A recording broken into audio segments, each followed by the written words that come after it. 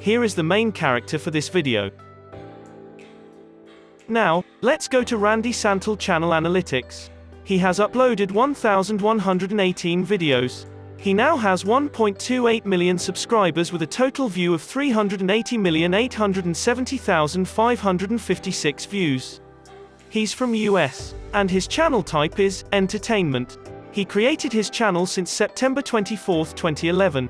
The grade he got is B+, and he ranked at 4,533rd in US and 4,896th in entertainment. Next, the daily subs for Randy is around 334 with a daily view of 171,931. Now let's talk about how much money is he making on YouTube, and this is going to be an estimate. So, the daily view is 171,000. A YouTuber will get $4 every 1,000 views. Therefore, the daily earning will be $684. Then, monthly income will be $20,520. Don't forget that YouTube get the cut of the revenue for 45%. Now, monthly income will be $11,286 after the cut. And as for the yearly income will be $135,432. That is how much Randy Santel earns from YouTube.